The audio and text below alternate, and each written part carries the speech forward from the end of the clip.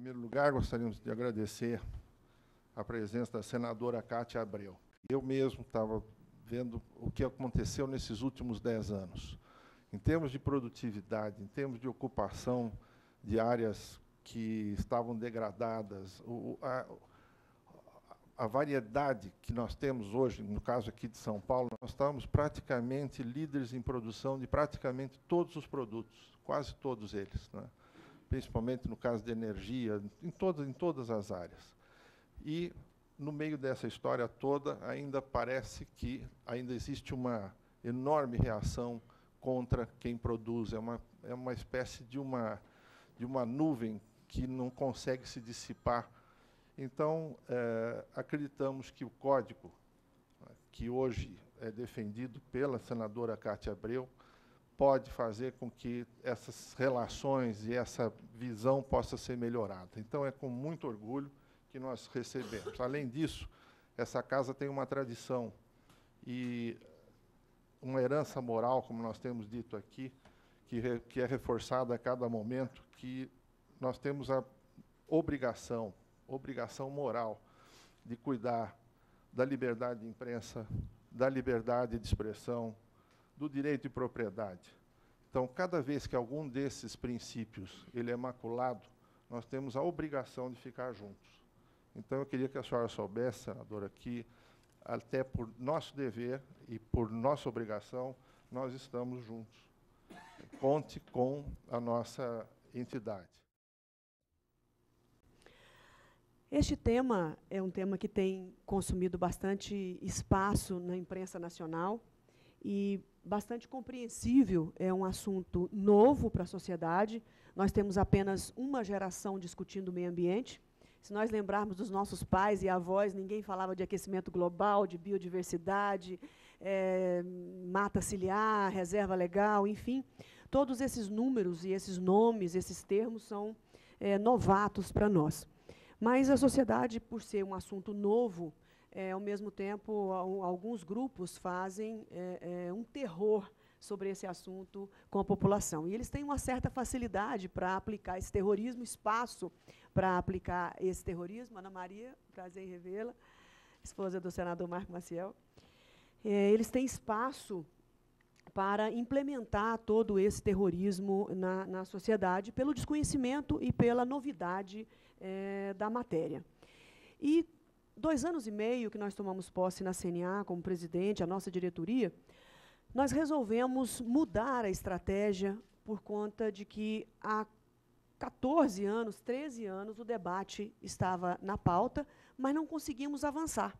O óbvio, a realidade, não conseguia sobrepor aos boatos e às mentiras, algumas de má fé, algumas de até boa fé, aplicadas por pessoas de boa fé, mas não conseguimos superar todo o preconceito existente em torno do tema. Mesmo porque, quando a questão ambiental veio à baila, pegou os agricultores de surpresa. E como eles foram muito agredidos pelos ambientalistas, pelas ONGs, acabou criando uma aversão pela questão ambiental por parte dos agricultores.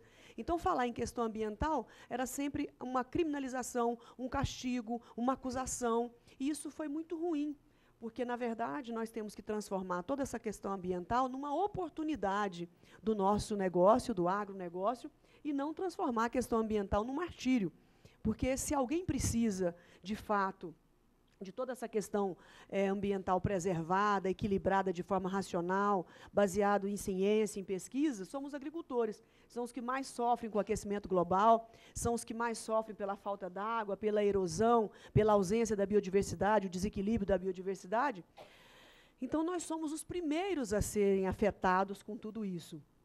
E todas essas emissões, por exemplo, de carbono, de gás carbono, tudo isso está se transformando, na verdade, numa oportunidade, porque tudo que nós queremos é não ter terra degradada, o que nós queremos é ter as nossas terras férteis, mesmo porque nós vamos ganhar mais dinheiro se nós tivermos com o solo adequadamente funcionando.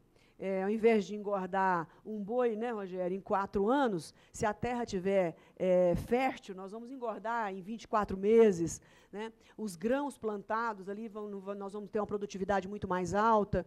Então, nós temos feito esse trabalho para mostrar para os agricultores que a aversão é inadequada, foi um primeiro momento, mas que hoje nós estamos encarando tudo isso como esta grande oportunidade. Mas uma das principais estratégias que nós adotamos foi não discutir meio ambiente sozinho. Porque se nós fecharmos brasileiros ou qualquer cidadão do mundo numa sala, quer seja da classe D e E, quer seja da classe A, B, C, enfim, em qualquer segmento, todos dão uma preferência especial pela natureza, pela preservação dos biomas, pelo cuidado com a água. Isso vem da essência da natureza das pessoas. Portanto, discutido isoladamente, você fizer uma pesquisa, você quer o desmatamento, você aprova o desmatamento, é óbvio que as pessoas vão responder não. Por isso, esse assunto isolado, ele não tem conexão, ele não tem racionalidade nem pragmatismo. Precisa ser incluído outros temas na questão ambiental para que as pessoas possam refletir de forma mais madura e consciente a respeito desse tema.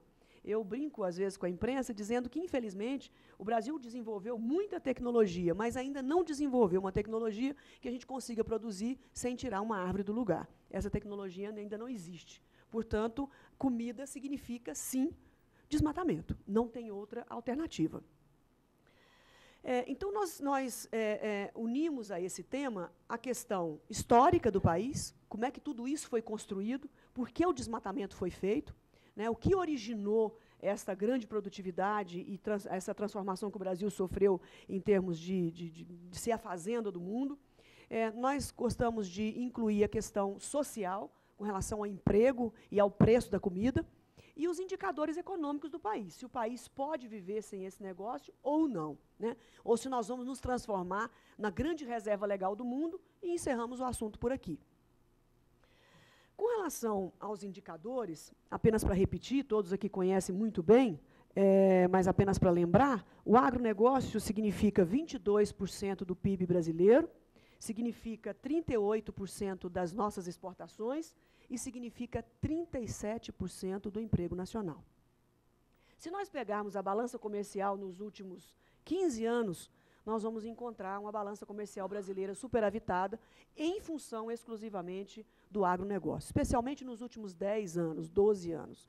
Então, em 2010, o agronegócio teve uma balança comercial específica de 63 bilhões e o Brasil teve negativa geral em 42. Então, se nós somarmos um pelo outro, nós tivemos um superávit de 20 bilhões de dólares no ano de 2010, graças ao agronegócio, e não foi diferente nos outros anos. Portanto, todas as reservas que foram tão usadas e de forma positiva para que o Brasil saísse da crise, principalmente essas reservas de 200 bilhões que o Brasil acumulou em função dessa balança comercial superavitada por esse agronegócio. Claro que não foi 100%, mas vamos aí atribuir 80% de tudo isso a este setor.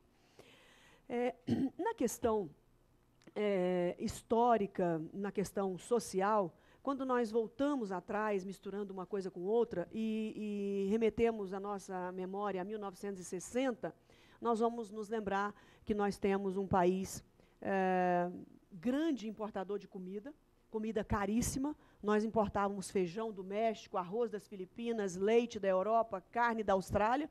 E, naquela época, o café brasileiro, especialmente paulista e mineiro, conseguia segurar a balança comercial. Mesmo o Brasil importando muito petróleo e importando comida, o café segurava a balança comercial.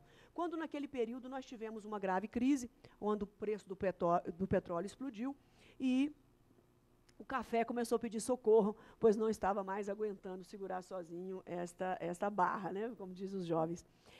Portanto, por volta de 1974, numa decisão política muito inteligente, razoável, no governo militar, Geisel, Alisson Paulinelli era o ministro da Agricultura, e tomamos, então, a decisão de tornar o Brasil autossuficiente na produção de alimentos.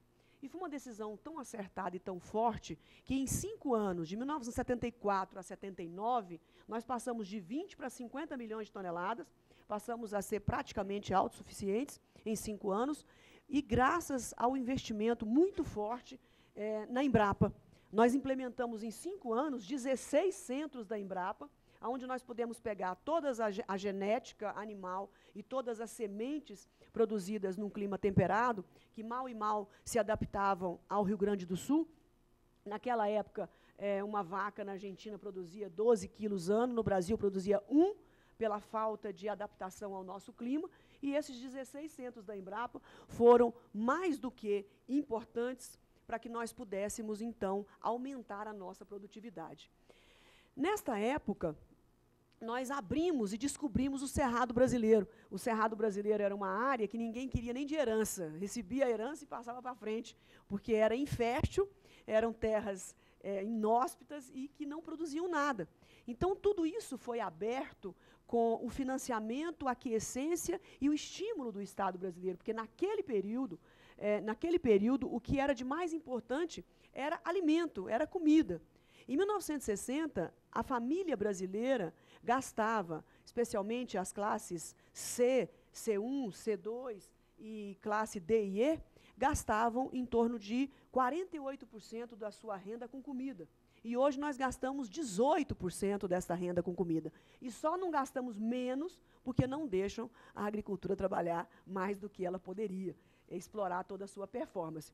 Então, esse é o ganho social. O que a agricultura trouxe para o Brasil? Barateou a comida. E essa diferença de gasto com alimento, as famílias do Brasil colocaram seus filhos na universidade, compraram casa, compraram eletrodoméstico, compraram carro, né, investiram essa diferença em outros setores, dinamizando a economia nacional. Então, isso é um ganho extraordinário da agricultura brasileira. Foi fazer com que a sociedade, especialmente os mais pobres, pudessem comer uma comida de extrema qualidade, com alta produtividade e um preço bem razoável. Hoje o brasileiro come em torno de 36 a 38 quilos de carne por ano, o Peru come 2 quilos, nos países em desenvolvimento, apenas a Argentina e o Uruguai, que nós comemos a mesma quantidade praticamente, e claro, os países ricos comem um pouco mais do que nós, mas os países emergentes, países pobres, nós estamos no topo da lista, e ninguém come carne só porque é gostosa, mas é porque o preço é razoável e as pessoas conseguem comprar. Então, se nós pegarmos, na verdade, toda essa história do Cerrado brasileiro, que nós temos Alisson Paulinelli como uma das figuras mais importantes deste país em todo o processo, foi o mentor de tudo isso, nós saímos de um período antes de Geisel, com Médici, que também estimulou a ocupação territorial, não pela preocupação da comida em si, mas muito mais pela preocupação da segurança nacional. Então, era ocupar para não entregar, né? Era o lema do governo Médici. E as áreas privadas aumentaram sobremaneira nesse período em 70 milhões de hectares. Né? Depois, no governo Geisel, com Alisson Paulinelli, aumentou ainda mais 50 milhões de hectares nas mãos dos produtores rurais. Depois nós vamos encontrar no governo Fernando Henrique, onde as terras privadas diminuíram em 20 milhões de hectares, quando criamos inicialmente a preocupação territorial, depois a preocupação com a autossustentabilidade na produção de alimentos, depois no governo Fernando Henrique, que iniciou a preocupação ambiental e implementou-se e aumentou muito no Brasil as terras indígenas e as unidades de conservação. Depois, no governo Lula, menos 20 milhões de hectares de produção, somando os 2 governos, 40 milhões de hectares. Então, entre os aumentos e as diminuições de área privada no Brasil, nós tivemos um aumento geral desde 1960 até aqui.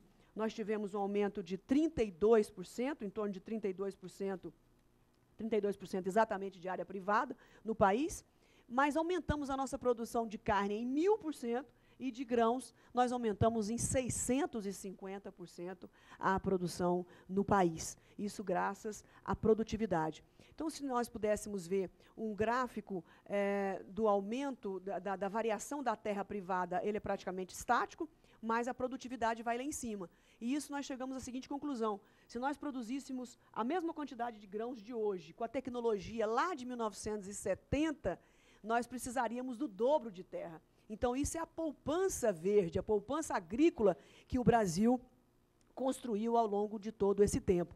Agora, uma coisa curiosa que os ambientalistas fazem questão de omitir é que, nesse mesmo período, enquanto a área privada do país aumentou 32%, a área de floresta dentro das fazendas saiu de 22% para 28%, que é a tal reserva legal, as APPs, as reservas dentro das propriedades. Isso tudo baseado nos censos agropecuários. Então, se nós tínhamos 55 milhões de hectares dentro das fazendas de reserva, hoje nós temos quase 100 milhões de hectares de reserva. Se alguém me perguntasse um resumo, se você pudesse resumir numa frase, o que você está lutando tanto pela mudança do Código? Qual é a razão verdadeira e simplificada de tanta luta e de tanta demanda? Eu queria responder com um mapa, apenas uma tela que eu gostaria de colocar ali, o mapa, para vocês visualizarem do que nós estamos falando. Né? O Brasil transformou-se numa grande potência mundial de alimentos e de preservação. Então, lá atrás, vocês vão olhar aquela parte verde escura. Claro que ali eu resumi as fazendas como se estivesse tudo num lugar só, mas aqui está espalhado pelo Brasil inteiro, certo? Apenas para facilitar o visual. A parte verde escura é toda a área de preservação pública.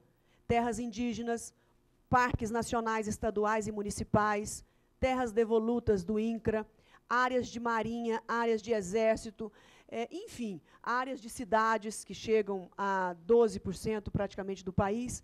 Então, somando aquela área verde escura com aquela área verde clara, nós vamos ter 61% do território nacional preservado, porque aquela área verde clara é a área de floresta dentro das fazendas. E essa parte amarelinha é a área disponível do Brasil hoje para o arroz com feijão e carne. Portanto, nós estamos lutando, brigando dia e noite para não arredar pé dos 27% de área de produção, coisa que nenhum país do mundo pretendeu ou fez como o Brasil está fazendo.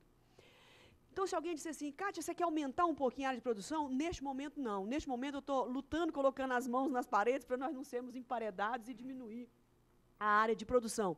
Porque se nós fizermos o que os ambientalistas querem, especialmente WWF e Greenpeace, ao lado da ex-ministra Marina Silva, aquela área verde clara vai dobrar. Nós vamos diminuir os 27% amarelo da área de produção e vamos dobrar a área de preservação dentro da propriedade privada. Isso não teria nenhum mal. O governo poderia financiar tudo isso. Agora, nós temos que perguntar ao Brasil se é isso que as pessoas querem, se é isso que a sociedade brasileira quer. Claro que se nós dobrarmos aquele verde claro, nós vamos estar afetando os 22% do PIB, os 38% do emprego e os 37% de exportação. Essa resposta e esse componente precisa ser acrescentado na avaliação. Porque se nós perguntarmos numa pesquisa pura e simples se a sociedade quer que dobra a área de preservação, todos vão responder que sim. Quase 100% vão responder que sim, de forma isolada. As pessoas pensam que a economia no campo é diferente da economia na cidade. Né? Se eu produzo menos carro, provavelmente o preço do carro vai subir. E se eu produzo menos comida, o preço da comida provavelmente vai subir. Então, não existe uma economia diferente no campo e na cidade. Elas são totalmente idênticas.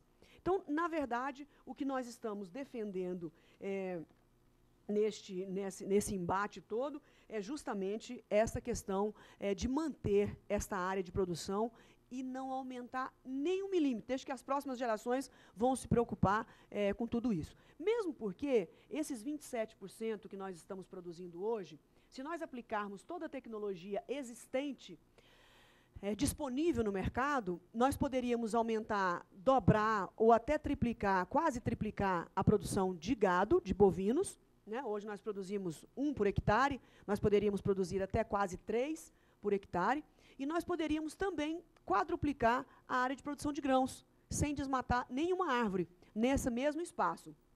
Alguém podia perguntar, mas por que não fazem rapidamente? E eu retorno dizendo que a economia no campo é igualzinha à economia na cidade. Precisa-se de investimentos, financiamento, com juro adequado, com prazo adequado, mas precisamos também de mercado. Se resolvesse o problema do crédito para que a gente implementasse toda a tecnologia hoje, nós também não teríamos tanto mercado para absorver essa produção e nós traríamos um desencontro total em custo e preço e poderia trazer uma derrocada de todo o setor. E não só no Brasil, mas no mundo todo, desequilibraria tudo. alguém poderia ainda perguntar, mas tem 1 bilhão e tanto de pessoas com fome no mundo. Essas pessoas passam fome não é por conta da ausência de alimentos, essas pessoas passam fome pela ausência de renda para comprar o alimento. Porque nós poderíamos transformar de 4 a 6 meses, se de repente 1 bilhão de pessoas que estão espalhadas pelo mundo, especialmente na África subsaariana e na Índia, nesses países, na própria China, nós poderíamos, em 4, 6 meses, ter alimento suficiente para vender para essas pessoas. Então, não existe o alimento porque não tem a demanda. Se todos eles recebessem uma Bolsa Família a partir de hoje, em 4 a 6 meses esse assunto estava liquidado.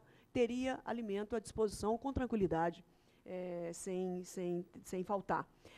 E o engraçado é que, quando nós abrimos a imprensa internacional, hoje nós contratamos, a CNA contratou uma assessoria de imprensa nos Estados Unidos e na Europa para enfrentar toda essa questão do código, porque as ONGs estão sozinhas, estavam sozinhas lá fora nesse debate, e hoje nós estamos fazendo protagonismo e indo para fora. Nós temos um hot site todo traduzido, rebatemos todos os editoriais, todas as matérias que saem em todos os jornais de todo o mundo, na Europa, nos Estados Unidos. A CNA tem respondido à altura e está conquistando este espaço. E nós só encontramos coisas boas com relação ao Brasil. Ainda o Le Monde dessa semana, de 21 de junho de 2011, a manchete Brasil, a nova fazenda do mundo. Le Monde exalta a incrível performance do Brasil no setor agrícola. Daqui a 10 anos, o Brasil poderá se tornar o primeiro produtor agrícola mundial. Não será 10, 5, pode ter certeza. E está se preparando para isso com muita energia. É como se nada pudesse frear seu desenvolvimento agrícola iniciado nos anos 60. The Economist não tem cansado de fazer matérias também chamando o Brasil o milagre agrícola brasileiro. Como alimentar o mundo? Em 72, em vez de tentar proteger os fazendeiros da concorrência internacional, assim como fez o resto do mundo, o Brasil abriu o mercado e mandou os fazendeiros ineficientes para o paredão. Nas 4 décadas seguintes, tornou-se o primeiro gigante tropical agrícola e o primeiro a desafiar a dominação dos 5 grandes exportadores de alimentos: Estados Unidos, Canadá, Austrália, Argentina e União Europeia. Então, essas são as notícias que nós estamos vendo recentemente em toda a imprensa mundial. E aqui, ao contrário, se bem que já equilibramos muito, eles estão perdendo, os ambientalistas radicais estão perdendo espaço na imprensa nacional também e estão aderindo às redes sociais, que nós ainda somos ineficientes para combatê-los nas redes sociais. Nós precisamos implementar, estamos trabalhando duro na CNA para que nós possamos também conversar nessas redes e levar os fatos diante dos boatos que tanto são disseminados por aí. Portanto, o que nós esperamos é defender lá fora, porque quando nós estamos encontrando aqui essas ONGs, o governador Afif, seja bem-vindo, essas ONGs, eu fico me perguntando, e ontem eu estava falando isso com a Afif no jantar, a preocupação de colocar isso para fora, né? O que tem por trás de tanto abuso em cima do óbvio, né? E eu aprendi muito cedo que atrás de toda grande guerra existe sempre um interesse comercial muito forte, um interesse financeiro muito forte. Mas temos que ter um pouco de cuidado para colocar isso, para não parecer uma coisa persecutória dos países de primeiro mundo, que estão querendo conquistar o nosso país. Mas eu apenas deixo assim para reflexão de vocês, que são experientes, eu sou apenas uma iniciante, mas para pensar em algumas coisas sérias, né? Se nós formos fazer um balanço do que o Brasil realmente é promissor, do que o Brasil é combativo lá fora, do que ele é respeitado e admirado, nós vamos numerar principalmente, sem demérito para os outros setores, mas principalmente a produção de comida, produção de alimentos. Nós somos imbatíveis, nós somos de fato a fazenda do mundo. Energia limpa, tanto no que diz respeito ao biocombustível, como a produção de energia através das hidrelétricas, em contrário às termoelétricas, e minério. Então, por que esses 3 pontos, por que esses 3 fatores são tão agredidos pelas ONGs? Eu não consigo resposta para isso, porque eu nunca vi o Greenpeace se atracar ao portão de uma termoelétrica para impedir que ela funcione. Eu já vi ele se atracar em Belo Monte, Eu já vi se atracar no Tocantins, em Lajeado e Estreito, para não deixar fazer uma hidrelétrica, que é a menos poluente do mundo. E as termoelétricas estão se multiplicando no Brasil, e com uma certa razão, pela insistência e pela demora de implantar as hidrelétricas. O governo tem optado pelas termoelétricas, porque o Brasil não pode sofrer um apagão. E eu não vejo ninguém falar sobre isso. Eu tenho um estudo do Exército que me entregaram há pouco tempo, que eu fiquei impressionadíssima e até indignada. As nossas reservas minerais estão todas debaixo das reservas indígenas e das unidades de conservação. Eu não quero fazer nenhuma acusação, estou deixando aqui uma interrogação. Então, nós plantamos, a nossa área de plantio de cana no Brasil, 7 milhões de hectares, dá menos de 1, Moisés? Menos de 1% do território nacional está plantado de cana, e fazer todo um escândalo de que a cana vai substituir a comida e a comida vai fazer falta no Brasil, vai fazer nos Estados Unidos, sim, o milho, transformar o milho em combustível, que é uma aberração para os americanos e totalmente inviável. Mas se nós aumentarmos em 1000% a produção de cana no Brasil, nós que produzimos só em 1000%, isso não significa nada diante de 850 milhões de hectares que esse Brasil tem. Então, eu não compreendo por que tanto ataque àquilo que nós somos tão bons, naquilo que nós somos craques, né? Vamos assim dizer. E a principal interrogação que fica também com relação aos números reais. Quando você aperta os ambientalistas para dizerem o que é que tem esse código, aonde vocês querem modificar, qual inciso, qual parágrafo, para que a gente possa ser objetivo, tratar do texto, mudar o texto ou não mudar, fazer opção, ninguém responde nada. O projeto tem anistia. Essa é a primeira confusão que colocam, porque anistia remete a alguma coisa negativa no país, e vocês sabem muito bem por quê. Então, existe anistia nesse projeto? Eu vou deixar aqui uma pergunta. O que significa anistia? Eu não tenho nada contra a anistia, mesmo porque ela existe na lei, é para ser dada. Se fosse proibido e se fosse uma heresia, não constava na lei brasileira como uma possibilidade de ser dada. Mas não é anistia. Anistia seria, por exemplo, a AFIF ter uma multa de R$500 mil por ter desmatado um pedaço da sua APP ou da sua reserva legal, e eu, como senadora, aprovamos no Senado, ligo para o AFIF, tem uma ótima notícia para você. A partir de hoje, sua multa sumiu. Você não deve mais nada. E o AFIF pergunta de lá, o que eu tenho que fazer? Nada. Você foi anistiado. Isso é anistia. Agora, diferente do projeto. O projeto eu vou ligar para o AFIF, se Deus quiser nós vamos aprovar, e vou dizer, você poderá ficar sem suas multas. Aí ele vai dizer de lá, o que eu tenho que fazer? Bom, você vai ter que se inscrever no programa de regularização ambiental, vai ter que corrigir todos os erros cometidos, aí sim, até você corrigir tudo, as suas multas ficarão suspensas. Quando você provar que você concluiu toda a sua recuperação, que você se redimiu dos seus erros, aí as suas multas se transformarão em serviços ambientais. Agora, o órgão ambiental tem qual objetivo? O objetivo do órgão ambiental é reparar o dano. Ou o órgão ambiental vai se transformar na Secretaria da Fazenda ou na Receita Federal e vai transformar-se num órgão arrecadatório? O que é preferível? A multa do AFIF ou ele corrigiu o erro, corrigiu o dano cometido em sua propriedade? Eu penso que para a questão ambiental, para os ambientalistas e para toda a sociedade, o importante é o AFIF ir lá recuperar a sua mata ciliar ou a sua terra que está na encosta, que foi desmatado de forma inadequada, prejudicando os aquíferos livres ou um aquífero subterrâneo. Então, essa questão da anistia é uma forma desonesta de trabalhar contra a mudança do código. É um argumento desonesto e não transparente para impedir. E o que é mais grave nisso tudo? Eles se julgam moralmente superiores a nós. São moralmente superiores. Então, eles podem fazer de tudo pelo bem das gerações futuras, inclusive mentir, inclusive amedrontar a sociedade de forma equivocada. A outra questão que eles falam que vai haver desmatamento, isso não é verdadeiro. Isso não é verdadeiro porque em todos os locais nós procuramos com muita atenção, são 2 anos e meio de luta, com assessoria muito competente, tanto assessoria técnica, do ponto de vista científico, da produção em si, do solo, água, como jurídica. Porque às vezes você escreve uma coisa, um advogado constitucionalista fala assim, não está escrito o que você está pensando, está escrito outra coisa.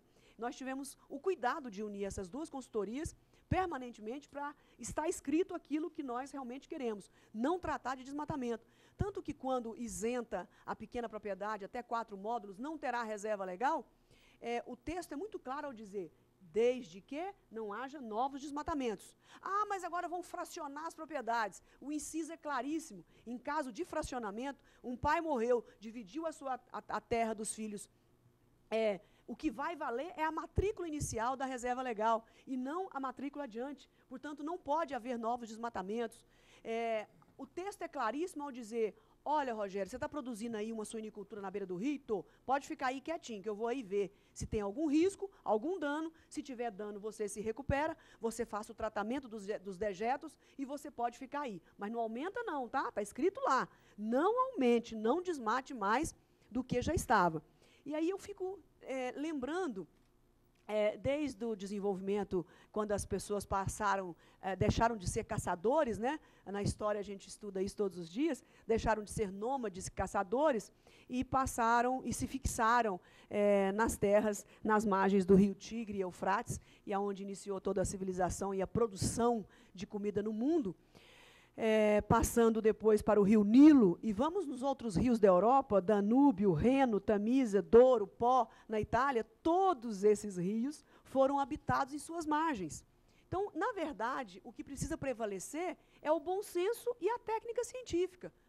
O Rogério está prejudicando o rio ou não? Não, então fica. Se estiver prejudicando, tem jeito de arrumar? Tem. Então arruma e fica. Não, não tem conversa, ele tem que sair de lá, então saia.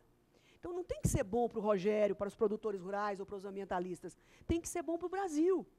Então, todos esses rios do mundo foram ocupados de forma inteligente, especialmente pela pequena propriedade. Porque enquanto um médio e grande agricultor consegue ficar longe do rio, porque ele pode colocar uma bomba e irrigar a longa distância, o pequeno agricultor não tem como fazê-lo. Então, o que traz a dificuldade por estar na margem é o grau de erosão e o grau de invasão que o assoreamento pode estar trazendo para aquele rio. O que vale não são 30 metros, 40 metros, 50 metros ou 100 metros. Eles valem para a preservação da biodiversidade. Fazer os corredores ecológicos nas matas ciliares é importante, mas nós não podemos dar as matas ciliares 100% para os animais e para os vegetais em detrimento da raça humana, em detrimento dos homens. Nós precisamos também nos utilizar das margens de rios e nós podemos viver em paz com os animais, permitindo o fluxo gênico perfeitamente, mas e nós? Nós não vamos ocupar as margens dos rios? Por quê? Se todos os rios do mundo foram ocupados. Então, essa irracionalidade é que traz prejuízo ao debate e que os agricultores não aceitam e que ninguém vai aceitar. Hoje nós temos 40% da população brasileira nas grandes cidades. 60% da população brasileira está no interior do Brasil. E desses 60%, 80% está ligado diretamente ou indiretamente com o agronegócio brasileiro. É uma força política extraordinária. E que os parlamentares, eu estou me exaltando, né? Vou ficando nervosa com esse assunto. Então, o que aconteceu na Câmara? Aconteceram 410 votos. Gente, vocês estão assistindo todos os dias. Parlamentar vota numa matéria crítica dessa contra a maioria? Jamais. Ali votaram de forma suprapartidária. Ninguém votou contra Dilma, contra governo, contra A, B ou C. Foram 410 a 62. Foi de lavada. Por quê? Porque os parlamentares não estão aguentando voltar para a sua base. Não estão tendo sossego para conversar com seus eleitores. A pressão é grande, começa o agro ele é inclusivo. Quando você faz uma indústria de cimento lá no meio do Tocantins e Xambioá, como temos, vira uma ilha de prosperidade. O agronegócio não. O agronegócio contamina as sociedades.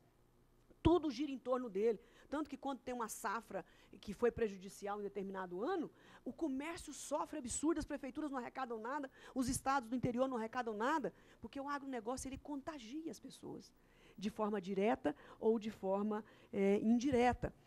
E isso tudo é extraordinário. Então, eu vou encerrando por aqui, estou vendo se tem mais algum detalhe. Outra coisa interessante de se observar é a retroatividade da lei. Quer dizer, nós estamos reescrevendo e reafirmando a Constituição. Mas paciência, porque a Constituição diz que a lei não pode retroagir para prejudicar. Ela só pode retroagir para beneficiar. Ah, mas meio ambiente não tem prejuízo. Depende do ponto de vista. Se eu já desmatei a minha reserva legal quando ela não existia e eu sou obrigado a refazer, quem vai me financiar? Eu vou me financiar? Eu vou ter que recuperar esta área que eu desmatei quando a lei permitia? Então, nós tivemos que escrever no texto do relatório que a retroatividade da lei deverá ser observada. Porque existe entendimento por alguns procuradores da República que em meio ambiente não tem retroatividade, não tem direito adquirido. Uma coisa maluca, né? Qual que é o erro de tudo isso? Apesar de todas essas mudanças que nós estamos fazendo para descriminalizar a produção e os produtores, que 95% são criminalizados hoje, aí os 5% fizeram o quê? Os 5% é o verdadeiro agronegócio brasileiro, que produz 70% do VBP, 5% dos produtores, isso vai ser motivo de seminário na CNA em agosto, estudos profundos nós estamos fazendo com a Fundação Getúlio Vargas nos microdados do Censo Agropecuário, que têm dinheiro e não podem ficar irregulares. Eles têm recursos para investir e replantar a sua mata ciliar, a sua reserva legal, e não vamos discutir o assunto, nem retroatividade da lei, nem isso, nem aquilo, porque tem contratos internacionais, eles exportam e eles não podem ter problemas. Então, eles, financeiramente, conseguem se recuperar, mas o grande prejuízo são para os pequenos e médios agricultores, que são 95% do país. 86% de 5 milhões de agricultores do país são pequenos agricultores, inclusive defendidos pela CNA.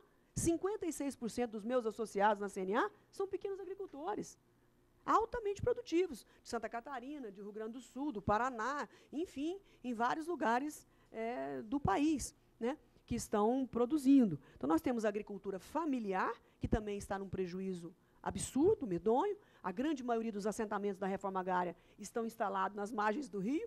Se você pegar ali o Tocantins, no Bico do Papagaio, o entroncamento do rio Araguaia e do Tocantins, eu tentei comprar uma pequena areazinha para fazer coisa de final de semana, na beira do rio Araguaia, não existe. É tudo reforma agrária, assentamento, não pode ser vendido. Foram ali instalados pelo Estado brasileiro, não pediram para estar lá. Portanto, se 500 metros prevalecer 600 metros, o que vamos fazer dessas pessoas? Essa resposta precisa ser dada. Então, se nós vamos tirar agricultores da beira de rio como se fosse erva daninha, nós temos que dar fim para essas pessoas. Para onde que eles irão? Né? Para onde vão esses agricultores? Então, a questão da anistia não existe. Não poder ocupar a margem de rio é um mito, pode sim, com bom senso. Reserva legal só existe no Brasil, e olha que nós fizemos uma pesquisa mundial. Na verdade, essa reserva foi criada em 1934. Ah, mas 1934 ninguém falava de meio ambiente. Não, não falava. Claro que não.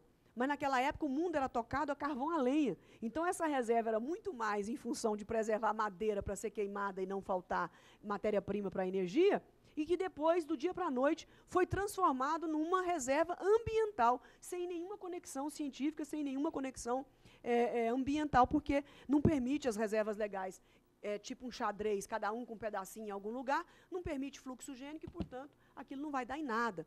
Mas foi transformado de forma equivocada, e o Brasil é o único país onde se exige dos agricultores que eles sejam empresários, eficientes, não poluam demais, usam pouca água, cuidado com esses defensivos, mas produzam muito, que nós queremos continuar comendo comida barata. E ainda vocês são obrigados a ser agentes ambientais. Vocês precisam ter um parque, uma unidade de conservação dentro da fazenda. Nos Estados Unidos, uma unidade de produção é uma unidade de produção. Você tem um plano de negócio e esse plano de negócio precisa bater. E eu preciso fazer esse plano de negócio em sintonia com os meus concorrentes, que são os argentinos, que são os canadenses, que são os americanos, que são os australianos e que não têm reserva legal. Eu já chego numa propriedade de 1.000 hectares em desvantagem de 20%. Menos competitiva, porque eu tenho que deixar uma reserva legal e o argentino não tem que deixar, e nem o americano tem que deixar. Então, eles já saem no plano de negócio na minha frente, porque vão produzir mais do que eu. E nos Estados Unidos, unidade de conservação, agente ambiental, é o Estado americano que vai lá, desapropria, paga os produtores e faz o seu parque nacional. E não exigir de agricultores que sejam agentes ambientais. Agora, nós defendemos muito a questão da sustentabilidade. Não por bondade, não por gracinha, não para se travestir de ambientalista de última hora, é porque, de fato, a observância técnica dos pressupostos ambientais são importantes para a produção. Eu não posso ficar sem água, como eu disse no começo, a erosão não me dá produtividade, a terra degradada não me dá produtividade, e o desequilíbrio da biodiversidade me traz pragas nas minhas lavouras e doença para os meus animais. Então, é uma visão muito mais econômica do que apenas preservacionista para deixar um patrimônio puro e simples, que isso é função do Estado. Tanto que nós criamos o projeto Biomas, a CNA está investindo 20 milhões de dólares para fazer esse projeto Biomas, que são as vitrines tecnológicas em parceria com a Embrapa, onde nós estamos fazendo as fazendas modelo para os agricultores copiarem de forma gratuita, para não precisar pesquisar 5 milhões de fazendas. Nós vamos pesquisar, por enquanto, uma em cada bioma, são 6 biomas, e o produtor vai poder ir lá, copiar a tecnologia e transpor para a sua fazenda, para que ele possa, a sua fazenda vai valorizar. Uma fazenda que tem, com bom senso observada, a questão das nascentes, dos olhos d'água, da margem de rio, das encostas de forma correta, isso tudo valoriza a sua fazenda, né? Agora, exigir de Santa Catarina, o senador Bornhaus não vai deixar, arrancar todas as maçãs produzidas há quantos anos em Santa Catarina, o café do sul de Minas, Pimenta, há mais de 200 anos, a cana, eu tenho certeza absoluta, porque tem processo histórico, livros, a cana no Nordeste, nos morros, são plantadas há 450 anos produzindo açúcar inicialmente, né? O arroz do Rio Grande do Sul, 70% do arroz consumido pelos brasileiros estão nas várzeas do Rio Grande, tudo criminalizado, porque várzea virou APP e não pode produzir. E as uvas de Santa Catarina, as uvas do Rio Grande, tem que arrancar tudo, café de São Paulo, cana nos morros onde tiver em São Paulo, tem que tirar tudo. Quer dizer, é uma coisa tão absurda e sem lógica que eles já aceitam. Por quê? Porque tem um apelo popular medonho isso. As pessoas não vão aceitar arrancar isso dos morros. Agora teve uma manchete na Folha de São Paulo, que para mim é um dos melhores jornais do país, e tiveram a humildade de se retratar, quando uma jornalista do jornal colocou a manchete: a mudança do código, isso foi em março, a mudança do código vai trazer novos deslizamentos, porque estava naquela crise terrível do Rio de Janeiro, aquelas mortes tristes, trágicas. E, quer dizer, isso é desonesto demais. Na verdade, todos os morros, quer seja em Santa Catarina, quer seja em Minas, quer seja no Rio de Janeiro, todos os deslizamentos foram em morros de mata virgem. Ao contrário, não estou aqui defendendo o desmatamento em morro, estou dizendo que todos os deslizamentos foi por excesso de chuva, que afofou a terra e levou tudo embora. Não teve deslizamento e morte em nenhum morro com produção de alimentos. Porque se isso ocorresse, eu garanto a vocês que os agricultores não estariam ali, porque não são bobos, pode até parecer, mas não são, né? Jamais ficariam ali. Então, são todos esses boatos que se transformam em fatos na cabeça das pessoas e cria todo um preconceito, tem um componente ideológico por trás disso tudo, mas um componente comercial muito forte de interesses outros, de empresas multinacionais no mundo todo, que vê no Brasil uma ameaça verdadeira. Eu dou razão a eles têm que ter medo mesmo, porque nós seremos a potência do mundo em produção de comida, não há como. Ninguém vai cercar essa dádiva que é dos brasileiros. Então, eu gostaria de encerrar por aqui, deve ficar à disposição, caso tenha algumas perguntas, e eu ainda vou me lembrando de alguns dados e a gente pode ir discutindo. Mas concluo dizendo, fiquem tranquilos. O nosso desespero, não é outro nome não, é para manter aquele amarelinho ali do jeito que está. Ainda assim, corrigindo erros graves. Aonde tiver erro grave, nós somos os primeiros a querer corrigir pelo bem da nossa própria propriedade. Mas é manter aquilo ali, não existe anistia, porque há recuperação. Às beiras de rio, às margens de rios, aonde houver risco para a água, nós queremos fazer, mas apostamos nas unidades de conservação como a prioridade para a preservação da biodiversidade. E eu deixo uma pergunta final. Será que o Brasil pode, mais do que está fazendo, 62% de preservação e 27% apenas de produção, nós podemos ainda diminuir essas áreas? Nós somos a maior floresta tropical do mundo e a segunda maior floresta geral do mundo. Quem é que fica na frente do Brasil? A Rússia, por um motivo tão óbvio. Só tem gelo, não produz nada, não tem interesse em arrancar a mata nativa. O terceiro lugar, o Canadá, pelo mesmo motivo. Então, por bondade e merecimento, o Brasil é o único país com 62% de floresta de biomas nativos, não todo ele, mas grande parte altamente produtivos, que poderiam ser transformados em comida e que estamos abrindo mão em benefício do que a sociedade acha que é importante, e nós estamos prontos para acatar democraticamente a vontade da maioria. Se o Senado Federal achar que nós temos que dobrar a parte verde e clara, nada nos dá a fazer, a não ser obedecer. Mas vamos lutar até o fim, com todos os instrumentos legais, democráticos, transparentes, pacíficos, para aprovar o Código Florestal com a maior tranquilidade do mundo. Muito obrigada.